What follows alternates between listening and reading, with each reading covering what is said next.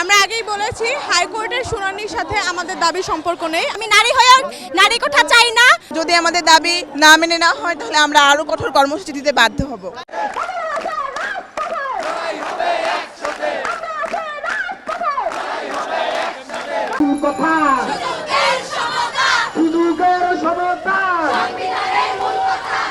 নারীরা বর্তমান সময়ে যথেষ্ট অগ্রসর। এখানে নারী যদি যোগ্যতা সম্পন্ন হয় তার জন্য আলাদাভাবে কোটা রাখার দরকার নেই। এই নারী আলাদাভাবে নারী কোঠা রেখে আমরা পুরুষদেরকে বৈষম্যের মুখে ফেলে দিচ্ছি। তাই আমরা নারী কোঠা চাচ্ছি না।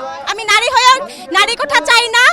আমরা এই মুহূর্তে আমরা বলে দিয়েছি বিচার বিভাগের কাছে আমাদের আর কোনো চাহিদা নেই। আমাদের এখন চাহিদা নির্বাহী বিভাগের কাছে।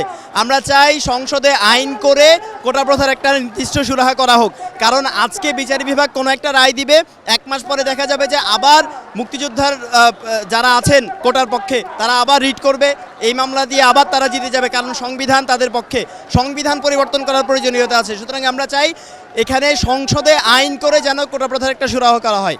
আগে যাদের জন্য কোটা রাখা হয়েছিল তারা সর্বসাকুল্যে আমাদের জনসংখ্যার মোট 2.67% হতো।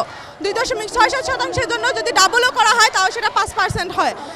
আমাদের মনে হয় যে 5% এটা যথেষ্ট, এবং কাদের জন্য এমন না, 5% সর্বসাকুল্যে আমরা এটা সবার জন্য ভেবেছি যারা আসলে অনগ্রসর, যাদের জন্য কোটা দরকার। এই মুহূর্তে সময় এসেছে এককালীন একটা সিদ্ধান্ত নেওয়ার, অন্তত পক্ষে সংসদে আইন করার। কারণ বারবার সংস্কার হচ্ছে যে জায়গাগুলোতে, সেগুলো কিন্তু মুক্তিযুদ্ধ সংক্রান্ত না। অন্য জায়গাগুলোর সংস্কার হচ্ছে, মুক্তিযুদ্ধের যে জায়গাটা সেটা বরাবরই একই থাকছে, বরং উত্তরোত্তর সেটার আরও চাহিদা বা হচ্ছে যে সেটার সুযোগ সুবিধা বাড়ছে।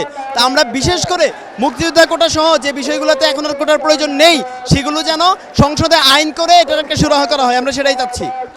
দেখুন, এটা নির্ভর করছে আমাদের দাবি মেনে নেওয়ার উপর।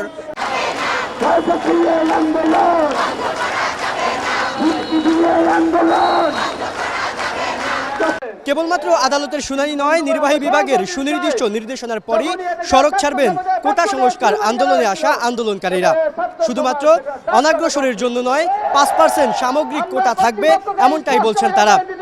আব্দুল্লাহ জুবায়ের, কালের কণ্ঠ, ঢাকা।